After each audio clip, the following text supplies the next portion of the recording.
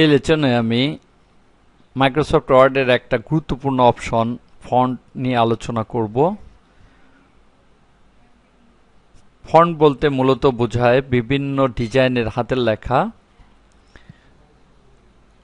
অর্থাৎ হাতের লেখার বিভিন্ন ধরনের পরিবর্তন, স্টাইল পরিবর্তন, কালার পরিবর্তন, এই বিভিন্ন ধরনের স্টাইল দেওয়া হচ্ছে ফন্টের কাজ।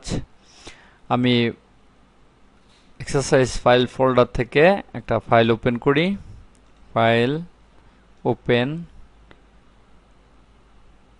ফন্ট নামে একটা ফোল্ডার রয়েছে, এর ভিতরে ফন্ট নামে একটা ফাইল রয়েছে। ওপেন। এবার আমি যাচ্ছি স্যাম্পল প্যারাগ্রাফ। এই লেখাটাকে একটা ডিজাইনের হাতের লেখা দিব, এটাকে নির্বাচন করতে হবে।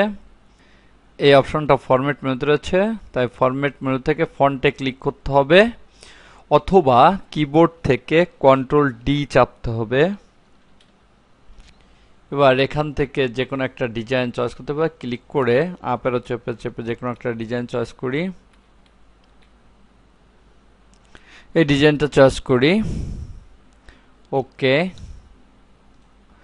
দেখা গেল লেখাটার ডিজাইন চেঞ্জ হয়ে গিয়েছে।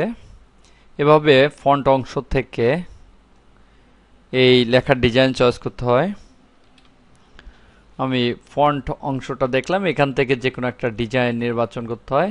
এরপরে ফন্ট স্টাইল, সাধারণত 4 ধরনের স্টাইল থাকে। রেগুলার হচ্ছে নর্মাল যে লেখাটা, এটাকে বলে রেগুলার, এখানে দেখতে পাচ্ছি।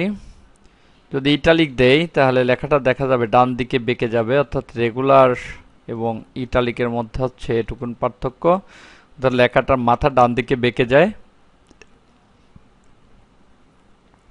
বোল্ড হচ্ছে মোটা, সাধারণ যে অবস্থায় লেখা থাকে তার চেয়ে মোটা হয়।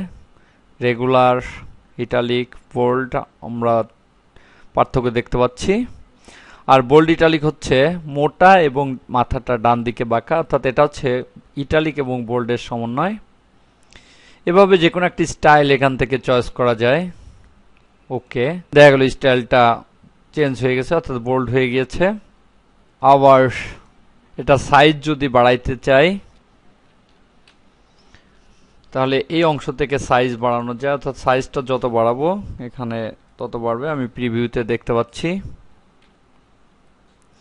এভাবে এখান থেকে সাইজ বাড়ানো যায়। ওকে, তাহলে লেখা সাইজ অনেক বেড়ে গেলে দেখা যাচ্ছে। আবার কন্ট্রোল ডি, অর্থাৎ এই অংশ থেকে বিভিন্ন ধরনের হাতের লেখা, এটা হচ্ছে ফন্ট স্টাইল, এটা হচ্ছে ফন্ট সাইজ, এখান থেকে ফন্ট কালার। আমি যদি অন্য কোনো কালার লেখাটা নিতে চাই তাহলে এখান থেকে নির্বাচন করে যে কোনো একটা কালার নির্বাচন করতে হবে। তাহলে ফন্ট কালারের নিচে অটোমেটিকে ক্লিক করে এখান থেকে যে কোনো একটা কালার নির্বাচন করতে হবে। ওকে, তাহলে দেখা গেল কালারটা চেঞ্জ হয়ে গিয়েছে। আবার যদি আন্ডারলাইন দিতে চাই, লেখার নিচে দাগ দিতে চাই, তাহলে ফরম্যাট থেকে ফন্টে যে এখান থেকে আন্ডারলাইন দিয়ে দিতে হবে। বিভিন্ন স্টাইলের আন্ডারলাইন রয়েছে, এখান থেকে যে কোনো আন্ডারলাইন দিয়ে দেওয়া যায়। দেখাচ্ছে আন্ডারলাইন চলে আসছে। এবং যদি আমি আন্ডারলাইনের আলাদা কালার করতে চাই তাহলে এখান থেকে ক্লিক করে আন্ডারলাইনে আলাদা কালার করে দেওয়া যাবে। ওকে, তাহলে দেখা যাবে নিচ দিয়ে আন্ডারলাইন হয়ে গিয়েছে। এভাবে আন্ডারলাইন দেওয়া যায়। আবার নিচে কিছু ইফেক্ট দেখতে পাচ্ছি, এই ইফেক্টগুলো এর উপরে প্রয়োগ করা যায়। এগুলো তেমন একটা জরুরি না বা দরকারি না, তারপরও দেখে নেই।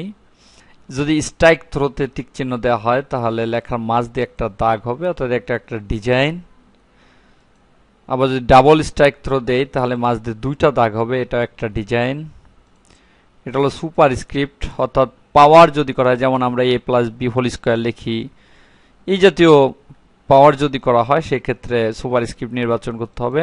সাবস্ক্রিপ্ট, এটা হচ্ছে প্রতীক সংকেত লেখার জন্য প্রয়োজন হয়, যেমন H2O পানির সংকেত 2টা নিচে থাকে, সেক্ষেত্রে সাবস্ক্রিপ্ট করতে হয়। যদি শ্যাডো দিতে চাই এখান থেকে শ্যাডোতে ক্লিক করলে দেখা যাবে হালকা একটা শ্যাডো পড়তেছে। আউটলাইন দিলে এভাবে আউটলাইন আসবে চারিপাশ দিয়ে। অ্যাম্বুশ দিলে এভাবে অ্যাম্বুশ হবে। এরকম বিভিন্ন ডিজাইন এখানে দেখতে পাচ্ছি। এটা হচ্ছে বড় হাতের, এটা হচ্ছে ছোট হাতের।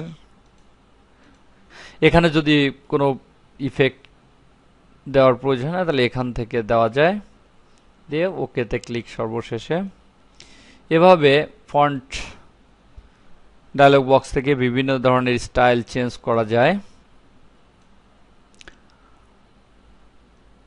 আবার যদি পূর্বের অবস্থা আসতে চাই তাহলে এখান থেকে টাইমস নিউ রোমান, অর্থাৎ টাইমস নিউ রোমান আছে একটা অফিসিয়াল ফন্ট, অর্থাৎ অফিসিয়াল যাবতীয় কাজ করার জন্য টাইমস নিউ রোমান অথবা এরিয়াল এই দুইটা ফন্টকেই ব্যবহার করা হয়। কারণ অফিসিয়াল কাজে যে চিঠিপত্র বা যাই লেখা হোক না কেন এগুলোর তেমন একটা ডিজাইনের প্রয়োজন হয় না, তাই এই দুইটা ফন্টকে ব্যবহার করা যায়। তাই আমি পূর্বের অবস্থা আনার জন্য এখানে টাইমস নিউ রোমানটা চয়েস করলাম।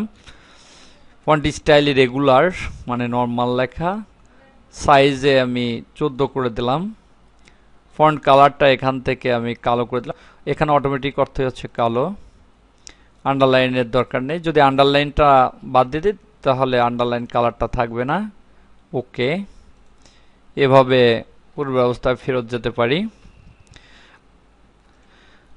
আবার এটাকে যদি আমি কিবোর্ডের মাধ্যমে করতে চাই তাহলে সিলেক্ট করে কন্ট্রোল ডি চেপে বক্সটা নিয়ে আসতে হবে এবং এই বক্স থেকে এই ফন্ট স্টাইল এগুলো নির্বাচন করে দেওয়া যায়।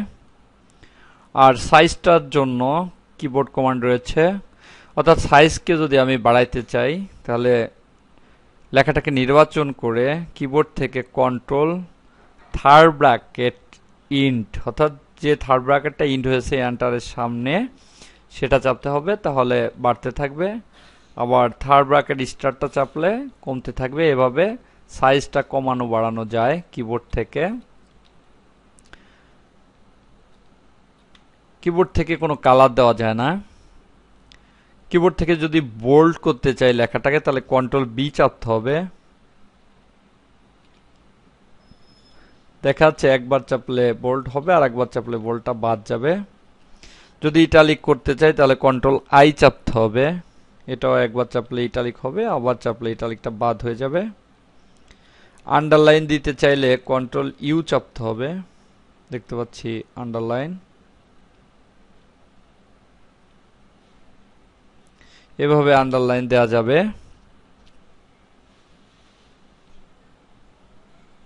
এভাবে কিবোর্ডের মাধ্যমে এই অপশনের মধ্যে সাব অপশনগুলো বিভিন্ন কিয়ের মাধ্যমে সাজানো যাবে।